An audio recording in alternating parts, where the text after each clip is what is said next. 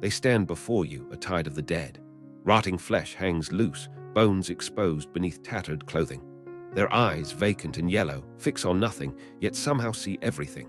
A gruesome collection, young and old, male and female, pressed together, a single, shuffling, hungry mass. They are the walking dead, and they are here. Later that night, Rick lies in bed, looking tired but alert. Carl's asleep, he murmurs. Andrea is nearby. You think he'll be okay in there? She asks, her voice soft with concern. He's just next door, Rick replies, adjusting the sheet over him. I'm going to leave the door to his room open when we go to sleep. I'll hear if anyone comes in. Andrea hesitates for a moment, then speaks, her tone serious. Honestly, though, and I know this will seem odd coming from me, you've got to start trusting people, Andrea. She pauses, running her hands through her hair. Statistically, everyone can't be out to get us. That's science. Rick looks surprised. Who was it in the hall? He asks, a hint of a smile forming. Andrea beams, a genuine smile lighting her face. It was Michan, she confirms. Rick's smile deepens. Really? He chuckles softly. Okay, now I'm worried. Across the hall, Michan prepares for the night. She removes the cloth wrapped around her head, her gaze fixed on her katana leaning against the wall. She pulls back the covers on her bed, a look of weary determination on her face. Settling down, she murmurs to herself, Michan, don't be stupid. As she lies there, she keeps her trusted blade close, the handle clutched in her hand, ever vigilant even in the supposed safety of sleep. A moment later, Carl peeks his head out into the dark hallway, his eyes wide and cautious. He steps out, but is immediately met by Rick, emerging from his own room. Rick looks at him, unimpressed. I thought I heard you up, he says, his voice low. Carl stammers, looking away. I couldn't sleep.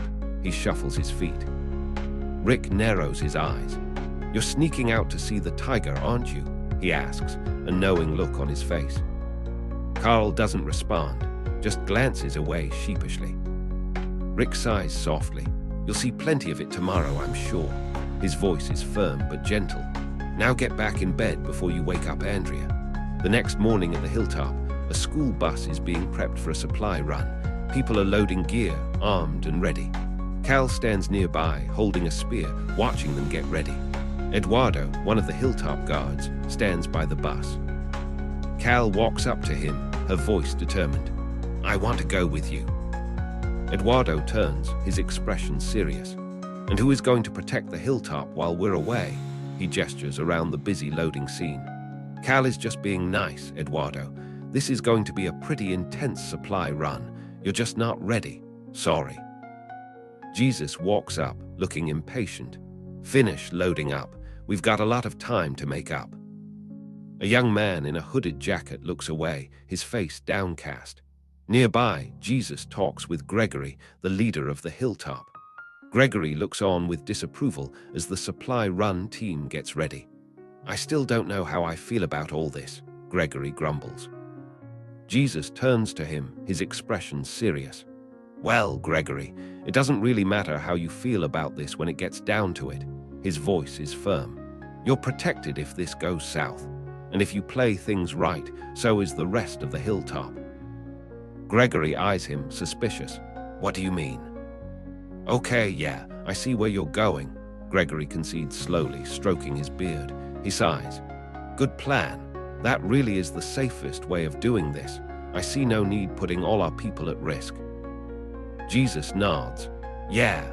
He looks back at Gregory, his eyes intense. It's good to hear you're so concerned for our people now. Gregory's eyes widen slightly. I'm running off with 20 of our most able-bodied men and women. Who's to say I actually told you what my plan is? Maybe we defected. He says it with a straight face. Gregory stares at him, his face contorted in disbelief and anger. What the hell is that supposed to mean? Jesus leans in, his voice low and challenging. Maybe if you hadn't bent over backwards to keep your ass out of the line of fire, we wouldn't be in this position. He fixes Gregory with a hard stare. Ever consider that? Gregory glares at Jesus, raising his voice. Don't mistake my caution for cowardice. I'm not scared of Negan or anyone. He pulls open his shirt, revealing a scar on his chest. I took a knife for these people. You want to see the scar? He points to his chest defiantly. Where's your scar, Jesus? Jesus stares back, a mix of exasperation and contempt on his face. Seriously, he points back at Gregory. I'm the reason we've lasted this long. I've kept Negan at bay, Gregory insists. Jesus shakes his head, turning to walk away. You can't deny that, he says, but his tone is dismissive. Let's just hope this works. Either way, win or lose, this argument is pointless. He walks off towards the bus, leaving a seething Gregory behind. Jesus reaches the school bus and approaches Eduardo. You ready? Jesus asks. Eduardo looks back at him, his expression grim. I was ready yesterday, he replies pointedly. Remember? As Gregory rants, someone runs past him, followed by another. Gregory yells, Hey, watch it, kids. A young woman with dreadlocks is holding onto a giggling blonde woman who's struggling playfully. What's got him in such a mood? Asks a third woman, watching them. Guy creeps me out, the woman with dreadlocks says, releasing her friend. He walked in on me getting an exam, and it was totally obvious he was just trying to get a peek. The other woman frowns, but everyone thinks he's an idiot and he's still the leader. The woman with dreadlocks smiles wryly. Probably looked in a mirror, realized he's not in his 20s anymore. She chuckles. Guy's a self-important jerk. I think everyone tolerates him because no one else wants to get up and talk in front of a crowd of people. The older woman smiles warmly at her. Maggie, dear, don't be silly. Everyone knows he's an idiot. Outside the walls, a cluster of walkers shambles forward, eyes glowing faintly in their decayed faces. Their vacant stares are fixed on the hilltop. Blam! A sudden shot rings out, and the head of one of the lead walkers explodes in a spray of gore. From atop the walls, Andrea smiles, watching the shooters. Great shot, she exclaims, impressed. Very impressive. Rick walks up behind her. He looks down at the scene, then turns to Andrea. How's it going? He asks. Well, there's a few here that are really good, Andrea replies, looking pleased. I think we can easily put together a little sniper brigade. She pauses, looking out beyond the walls. And we haven't even seen who Jesus is bringing. Rick stands beside Andrea on the wall, watching the activity below. How are things on your end? He asks. Andrea adjusts her scarf, looking out at the group. Good. There's a lot of strength, some good hand-to-hand fighters. Ezekiel's numbers are actually impressive. He's got at least 30 people that are in fighting shape. Rick nods slowly. More than us or the Hilltop, he observes, a touch of concern in his voice. He sighs, running a hand through his hair. What's that putting our total forces at? Almost 50 without whoever Jesus is bringing. He thought he'd be able to get close to 20. Andrea looks thoughtful. Still think we're under where we need to be. Rick shakes his head. I don't know. I'm no strategist. Could have really used Abraham for this. He looks out again, his brow furrowed. Numbers-wise, I think Jesus estimated the saviors have like 60 people at their place. But he still has no idea how many people they keep at their outposts or how many outposts they have. Andrea smiles faintly. We've never really seen them carrying many guns. If they do outnumber us, I'm hoping our ammunition pipeline through Eugene evens the score. She pauses, a playful glint in her eye. Do they have a tiger? Meanwhile, outside the hilltop, a school bus barrels through a mass of walkers gathered near a large building. WRMMM. The bus slams into them, scattering bodies and tearing through the shuffling horde. More walkers are left behind, lying broken on the ground as the bus continues its push through the chaos. At the kingdom, King Ezekiel is engaged in a training session, fencing with one of his people. The trainer, a formidable woman, parries a strike and speaks. Fair maiden, how goes the training? Are my men up to your no doubt high standards? Ezekiel asks, smiling. She responds, holding her blade steady. This is a good stopping point. She looks at Ezekiel's training partner. I'm not going to lie to you. This guy might be teaching me a few things. The trainee nods respectfully. Ezekiel closes his eyes for a moment, acknowledging the comment. Okay, he says softly. Suddenly, a messenger approaches, bowing. I'm sorry to interrupt, King Ezekiel, but you'd ask to be notified when Jesus arrived. Ezekiel's eyes snap open, a look of genuine pleasure spreading across his face. The trainer looks surprised. He knows more than fencing, she asks the messenger, who nods. Careful, Your Highness, the trainer adds with a smile. Ezekiel laughs, his face alight. Never, my dear, never. He turns to the messenger, his regal bearing returning. Yes, yes, please gather all our guests for the meeting. See Jesus and the rest to my grand hall. Inside the kingdom, Rick, Michan, and Andrea stand with Jesus. Rick looks at Jesus, asking, Your men are good. Jesus replies, I never spend a lot of time on the hilltop. Cal is our head of security. I had him gather the men, told him to get the best. Michan asks, You trust Cal's judgment? Jesus simply says, I do. Rick turns to Jesus, his expression serious. What's the situation here? Jesus looks at the gathering group.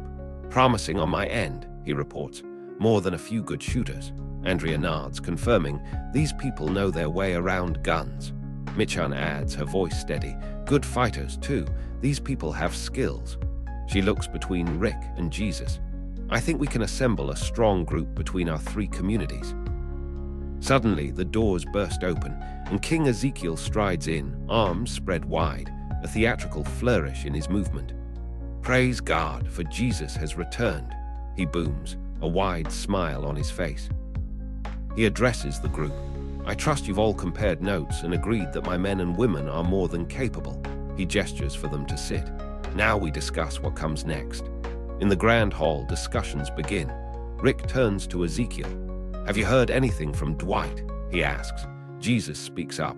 Couldn't he just kill Negan in his sleep? That put us at a clear advantage, I'd think. Ezekiel shakes his head.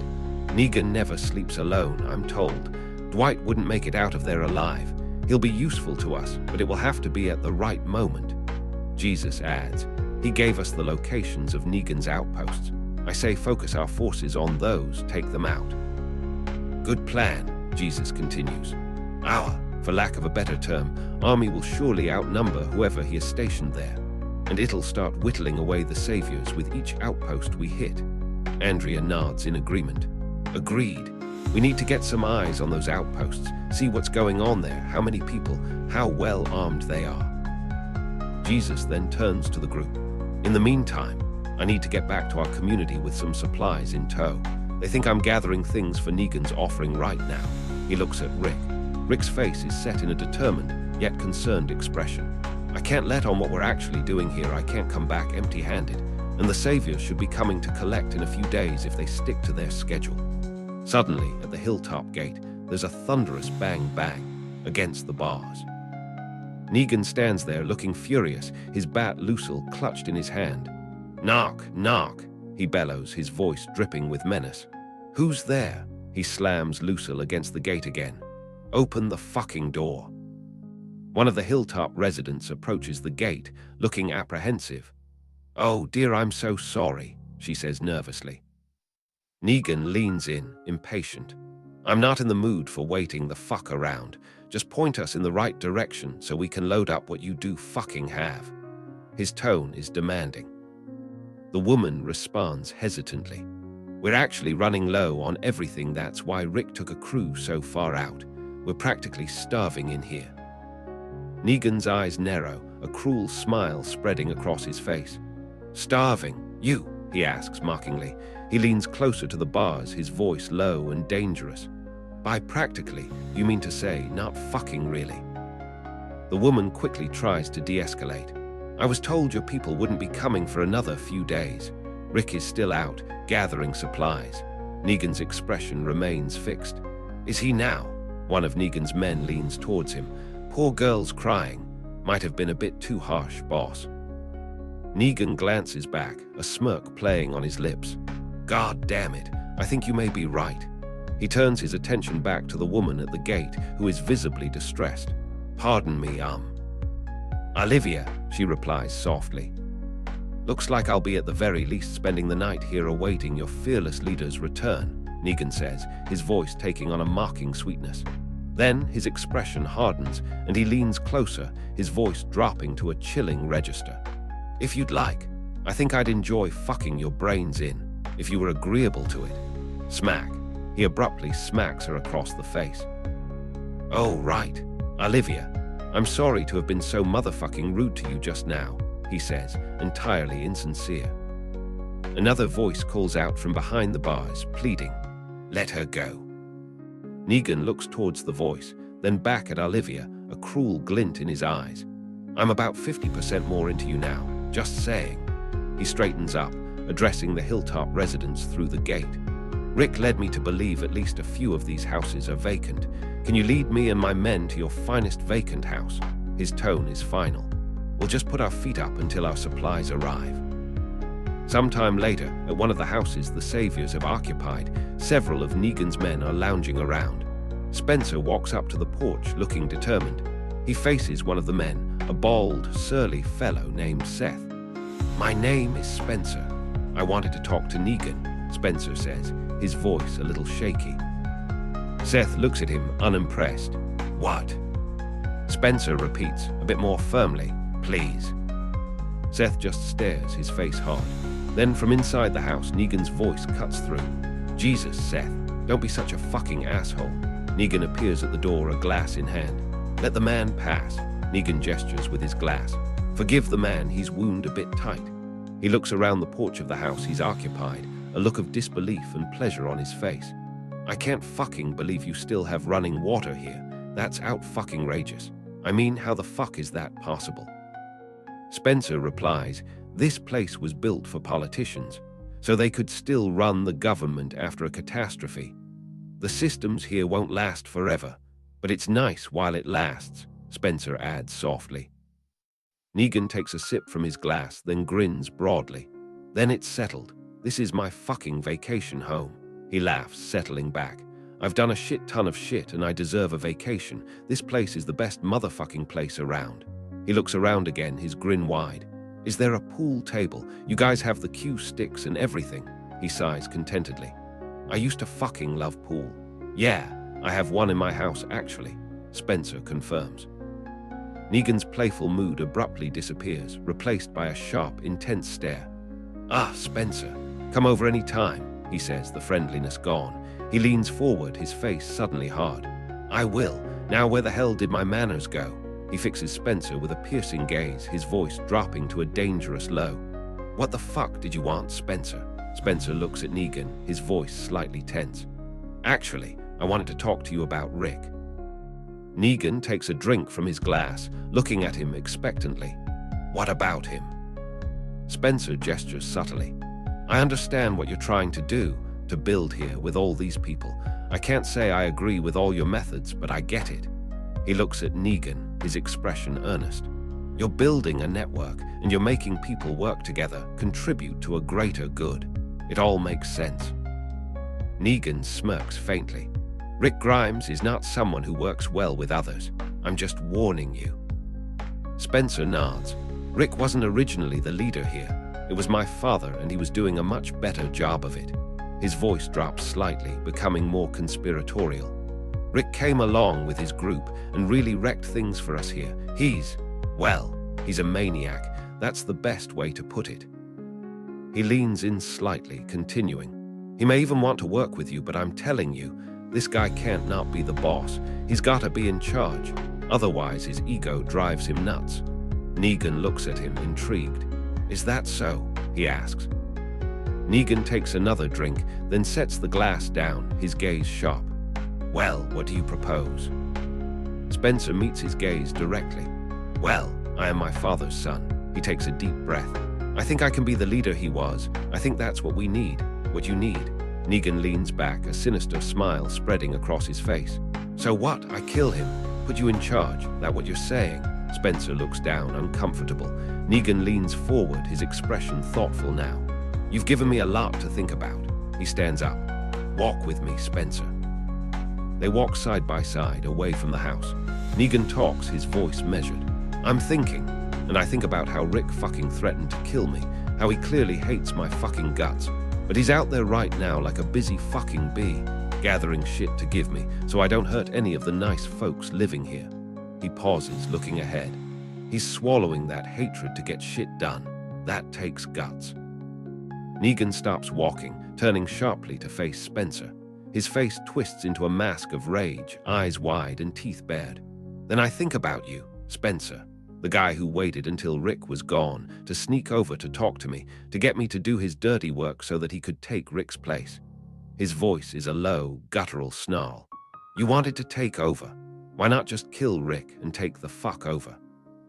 Spencer stares back, his face pale with shock. I didn't, he stammers. Negan leans in close, his voice a furious whisper, dripping with contempt. Because you got no guts. His face is inches from Spencer's. With a sudden, brutal motion, Negan plunges a large hunting knife into Spencer's abdomen. SHUKK. Spencer's eyes go wide with shock and pain as blood immediately erupts from the wound. Swash. Negan twists the blade, his face a mask of savage fury, the attack swift and horrifying. Negan pulls the knife free, and with it, Spencer's intestines spill out. TWD. Spencer collapses to his knees, clutching at his abdomen, his eyes wide and horrified as his life drains away. Negan looks down at the gruesome display, a twisted grin on his face, his voice dripping with dark humor. Oh, how embarrassing. There they are. They were inside you the whole time. He looks up, his eyes wide with mock surprise. You did have guts. I've never been so wrong before in my life. Spencer lies dead at Negan's feet, his intestines spilling out onto the ground. Negan turns to Seth, his face still bearing a trace of his fury, but his voice is now matter of fact. Clean this up before a kid sees it, and find out where this asshole lived. He gestures towards the house, then turns and walks away, tossing the bloody knife aside. I want to play some pool, he says, as if nothing out of the ordinary has just occurred. Thanks for tuning in. Stay curious, stay awesome, and don't forget to hit that subscribe button for more amazing content.